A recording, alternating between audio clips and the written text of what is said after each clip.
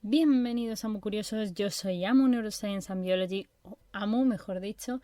Neuroscience and Biology son los temas que más tratamos en este canal, neurociencia y biología, y por supuesto todas las ramas derivadas de estos, es decir, toda la parte de neurobiológica, neurofarmacológica, etcétera, y por supuesto también toda la parte de biología enfocada a todas sus ramas, biología botánica, biología celular, biología general, biología molecular, biotecnología, bioquímica, fisiología animal y vegetal, etcétera.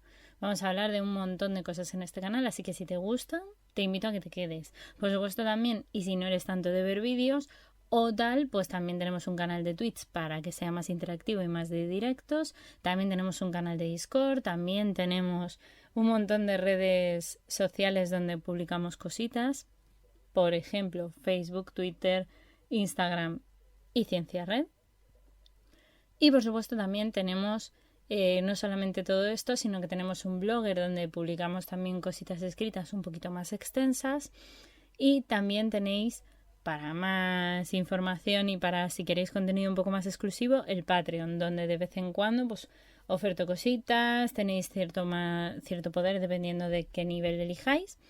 Y básicamente eso es a lo que venís a este lugar, a construir vuestro conocimiento, a ayudarme a mí a construir el mío siempre, con vosotros y con vuestra ayuda.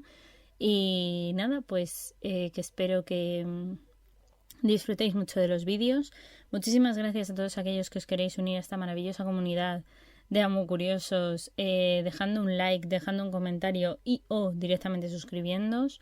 Llevamos ya 3 años haciendo divulgación, así que esperamos mejorar todavía más. Y pues nada, bienvenidos a la aventura y que la disfrutéis muchísimo. Un abrazo enorme y comenzamos. De esta forma llegamos a la fecundación, que es el proceso de la fusión de un gameto masculino y uno femenino para formar al fin y al cabo un cigoto o un nuevo individuo.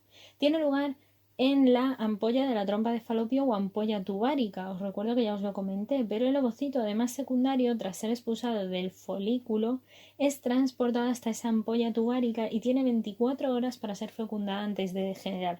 Así que esto es un poco una carrera a lo loco.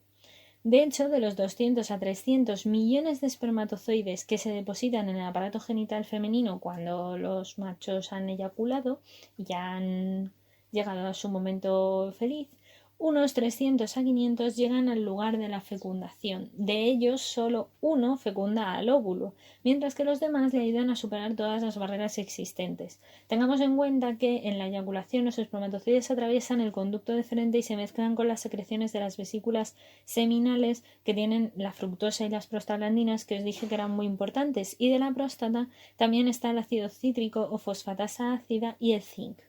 Todo esto es súper importante porque están formando lo que llamamos el semen o el líquido seminal, que tiene un pH entre 7,2 y 7,8. El líquido seminal depositado en la parte superior de la vagina protege a los espermatozoides de las condiciones ácidas presentes en esa zona. Que os recuerdo que os dije que la vagina era muy ácida. De manera que solo el 1% de los espermatozoides depositados en la vagina llegarán hasta el cuello del útero y se desplazan hacia las trompas de falopio impulsados por las contracciones de la musculatura lisa también del propio útero, y este transporte puede ser rápido, con unos 5 a 20 minutos, o sea, entiéndase la rapidez, o demorarse entre 2 y 4 días, que también puede tardar un poco en subir la cosa. Para que los espermatozoides tengan capacidad fecundante en el tracto reproductor femenino, es necesario que experimenten dos procesos, la capacitación y la reacción acrosómica.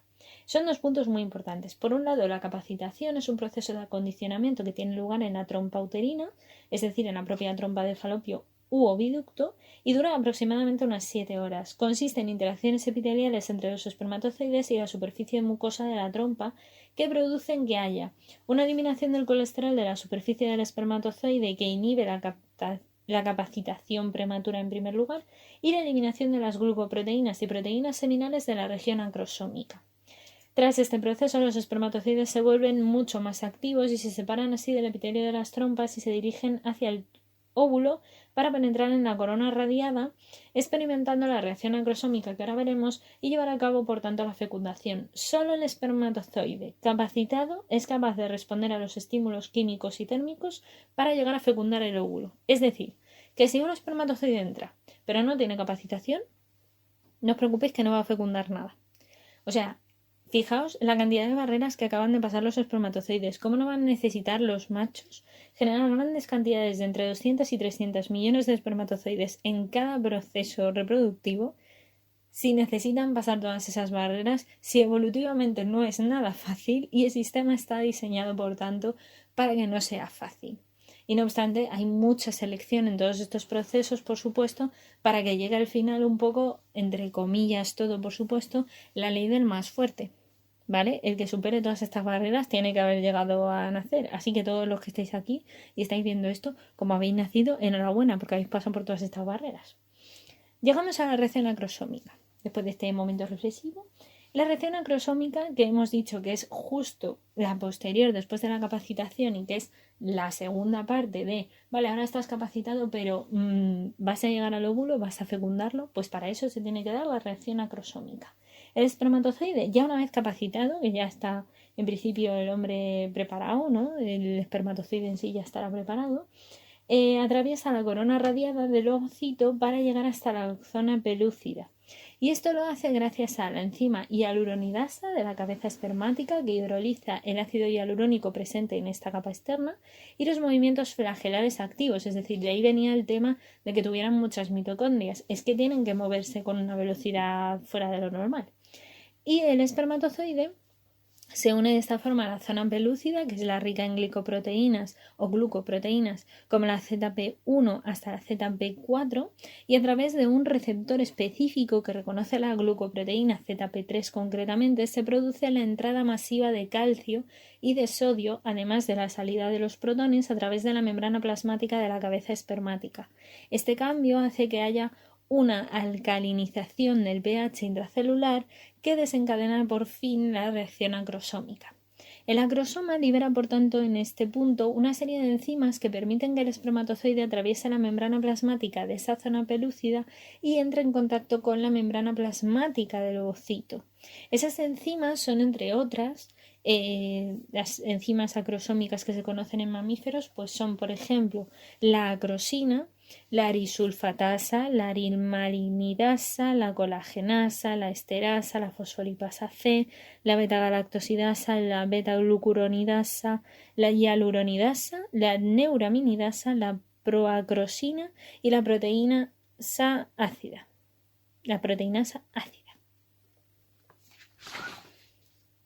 Por tanto, la fusión del espermatozoide y el óvulo sería el siguiente punto, por fin ese maravilloso encuentro.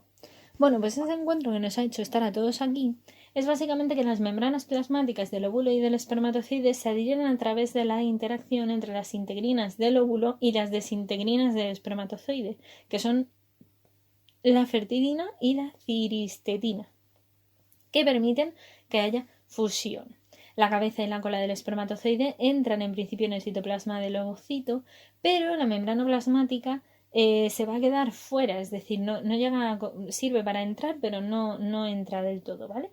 Esta fusión genera, por tanto, la liberación por la parte del espermatozoide de un factor soluble, que es la fosfolipasa C, que desencadena la entrada de ese calcio al citoplasma del ovocito, produciendo una activación metabólica del propio ovocito que generará lo siguiente. Por un lado, la exocitosis y liberación del contenido de los gránulos corticales del óvulo al espacio previtelino entre la membrana plasmática del óvulo y la zona pelúcida.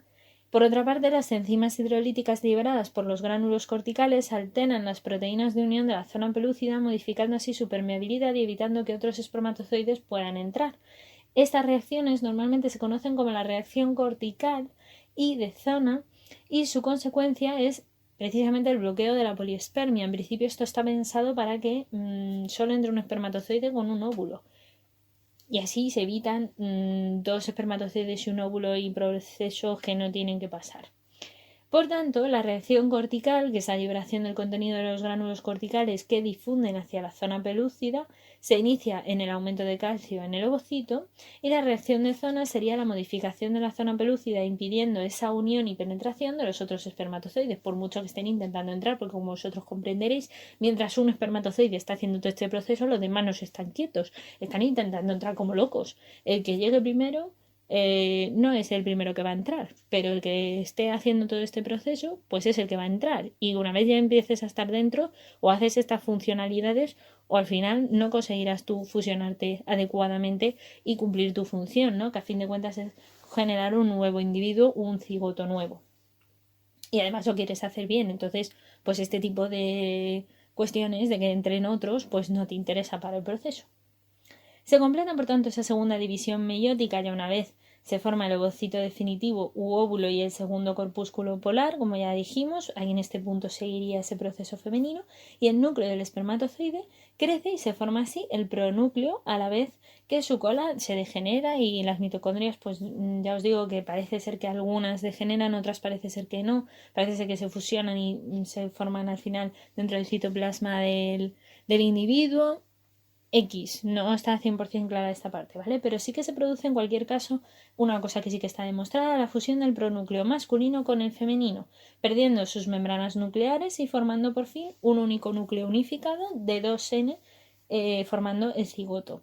La replicación ocurre en cada uno de los pronúcleos, por cierto, tanto masculino como femenino, antes de fusionarse, por tanto sus membranas nucleares, de tal forma que cuando se fusionan se colocan los cromosomas sobre la placa metafásica y ya se han replicado, o sea, ya están en fase metafase los dos, digámoslo así. Entonces, antes de la replicación tenemos en cada pronúcleo, como digo, masculino y femenino, 23 cromosomas de tipo N con una cromátida. Después de la replicación tendremos esos 23 cromosomas pero con 2 cromátidas, y cuando se fusionan tendremos al final 46 cromosomas con 2 cromátidas cada uno, formando un individuo completo. Entonces, bueno, pues porque lo tengáis en cuenta y que sepáis que es un tema importante, evidentemente, y además que eso explicaría el por qué estamos conformados desde los dos progenitores. Y en última instancia, que las consecuencias de la fecundación evidentemente también llevan a un restablecimiento.